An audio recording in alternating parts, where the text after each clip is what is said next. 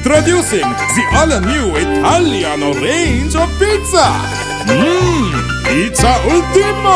Pizza Hut.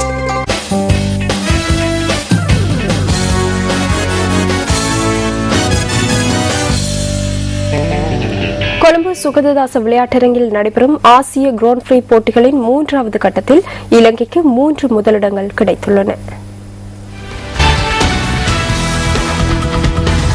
மகளிருக்கான ஈட்டி எறிதலில் நதிகா லக்மாலி முதலிடத்தை பெற்றுள்ளார். ஈட்டி எறிதல் போட்டியின் 3ஆம் கட்டத்தில் 58.41 மீட்டர் தூரம் ஈட்டி எறிந்து அவர் திறமையை வெளிப்படுத்தியுள்ளார். இதேவேளை மகளிருக்கான ஈட்டி எறிதல் போட்டியில் தில்ஹானி லெக்காம்பகி 3ஆம் இடத்தை பிடித்தார். ஆடவருக்கான உயரம் பாய்தல் போட்டியில் மஞ்சுள குமார முதலாம் இடத்தை பெற்றுள்ளார். மஞ்சுள 2.24 மீட்டர் உயரம் பாய்ந்து திறமையை வெளிப்படுத்தினார். மகளிருக்கான 800 மீட்டர் ஓட்டத்தில் LKA நிமாலி முதலிடம் பெற்றுள்ளார். போட்டி தூரத்தை 2 நிமிடங்கள் 5 செகண்ட்கள் 9 வினாடிகளில் அவர் கடந்தார். 400 மீட்டர் ஆடவருக்கான ஓட்டத்தில் 2ஆம் இடத்தை கசுன் செனவிரத்ன பெற்றுக் கொண்டார். 46.84 செகண்ட்களில் அவர் போட்டி தூரத்தை நிறைவு செய்தார். 47.31 செகண்ட்களில் போட்டி தூரத்தை நிறைவு செய்த காலிங்கு குமார 3ஆம் இடத்தை பெற்றார். நியூஸ் ஃபர்ஸ்டின் இரவு 8 மணி பிரதான செய்திகளில் தொடர்வது கசக்கும் உண்மை தொகுப்பு. இலங்கை கிரிக்கெட் நிறுவனம் 6 கோடி ரூபாய் பெறுமதியான 2 மின்பிறப்பாக்கிகளை கொள்வனவு செய்த சந்தர்ப்பத்தில் இலங்கை மின்சார சபையுடனான கொடுக்கல் வாங்கலின் தெளிவின்மை தொடர்பில் கசக்கும் உண்மை கடந்த 28ஆம் தேதி முதல் தடவையாக சுட்டிக்காட்டியிருந்தது. இதற்கு பதிலளிக்கும் வகையில் இலங்கை கிரிக்கெட் நிறுவனம் கடந்த திங்கட்கிழமை ஊடக அறிக்கை ஒன்றை வெளியிட்டது. 2011ஆம் ஆண்டு நடைபெற்ற உலகக்கிண கிரிக்கெட் தொடரின் போது 3 மைதானங்களின் வெளிச்சத்தை தொடர்ந்து பேண வேண்டிய அத்தியாவசிய நிலைமை காணப்பட்டதாக அந்த அறிக்கையின் மூலம் இலங்கை கிரிக்கெட் நிறுவனம் கூறியிருந்தது. அதற்கு தேவையான மின்பிறப்பாக்கிகளை குத்தகை அடிப்படையில் உள்நாட்டிலோ அல்லது வெளிநாட்டிலோ இருந்து கொள்வனவு செய்வது உகந்ததல்ல என இலங்கை மின்சார சபை இலங்கை கிரிக்கெட் நிறுவனத்திற்கு அறிவித்திருந்ததாக அந்த அறிக்கையில் தெரிவிக்கப்பட்டுள்ளது. அந்த சந்தர்ப்பத்தில் மின்பிறப்பாக்கிகளை கொள்வனவு செய்வதற்கான நிதி இலங்கை மின்சார சபையிடம் இருக்கவில்லை என்றும் அதில் குறிப்பிடப்பட்டுள்ளது. இதன் காரணமாக மின்சக்தி மற்றும் எரிசக்தி அமைச்சர் விளையாட்டுத்துறை அமைச்சருடன் கலந்துரையாடியதன் பின்னர் இலங்கை மின்சார சபையினூடாக மின்பிறப்பாக்கிகளை கொள்வனவு செய்வதற்கு இலங்கை கிரிக்கெட் நிறுவனத்திற்கு அனுமதி கிடைத்ததாக அறிக்கையில் சுட்டிக்காட்டப்பட்டுள்ளது.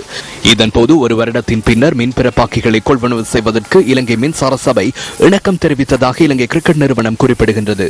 மின்பிறப்பாக்கிகளை கொள்வனவு செய்வதற்கான நிதியை மீள அறவிடுவது என்ற அடிப்படையில் அதனை இலங்கை மின்சார சபையிடம் வழங்கியதாக இலங்கை கிரிக்கெட் சபையின் அறிக்கையில் சுட்டிக்காட்டப்பட்டுள்ளது. நிலுவைத் தொகை அறவீட்டின் போது இலங்கை கிரிக்கெட் நிறுவனத்திற்கும் இலங்கை மின்சார சபைக்கும் இடையில் உடன்படிக்கையொன்று ஏற்படுத்திக் கொள்ளப்பட்டுள்ளதாக அந்த அறிக்கையில் குறிப்பிடப்பட்டுள்ள போதிலும் நிலுவைத் தொகையை செலுத்துவதற்காக அந்த இயந்திரங்களை இலங்கை மின்சார சபையிடம் ஒப்படைத்துள்ளதாக அந்த அறிக்கையில் கூறப்பட்டுள்ளது. எவ்வாறாயினும் இலங்கை மின்சார சபைக்கு செலுத்த வேண்டிய 8 கோடி ரூபாவை ஈடு செய்வதற்காக மின்பிறப்பாக்கிகளை பொறுப்பேற்க கிரிக்கெட் நிறுவனம் நடவடிக்கை எடுத்ததாக இலங்கை கிரிக்கெட் நிறுவனத்தின் வருடாந்த நிதி அறிக்கை தொடர்பான கணக்காய்வாளர் அறிக்கையில் குறிப்பிடப்பட்டுள்ளது. மின்பிறப்பாக்க உபகரணங்களின் கொடுக்கல் வாங்கல் தொடர்பிலான தெளிவின்மை குறித்து பல்வேறு விடயங்களை உள்ளடக்கி கடந்த புதன்கிழமை ஸ்போர்ட்ஸ் ஃபர்ஸ்ட் இலங்கை கிரிக்கெட் நிறுவனத்திற்கு மின் அஞ்சல் ஒன்றை அனுப்பியது. மின்பிறப்பாக்கிகளின் கொள்வனவிற்காக அனுமதி வழங்கியது யார்? இலங்கை கிரிக்கெட் நிறுவனத்திற்காக எந்த தரப்பினர் மின்பிறப்பாக்கிகளை கொள்வனவு செய்துள்ளனர்? இந்த கொடுக்கல் வாங்கலுக்காக கையொப்பமிட்டது யார்? மின்சார சபைக்கு நிதியை பெற்றுக் கொடுப்பதற்காக பின்பற்றப்பட்ட வழிமுறை என்ன? கொள்வனவு செய்யப்பட்ட மின்பிறப்பாக்கிகளின் ரகம் என்ன? அவற்றின் வகுப்பு இலக்கங்கள் என்ன? மின்பிறப்பாக்கிகள் தற்போது எங்குள்ளது எனவும் ஸ்போர்ட்ஸ் ஃபர்ஸ்ட் இலங்கை கிரிக்கெட் நிறுவனத்திடம் வினவியுள்ளது.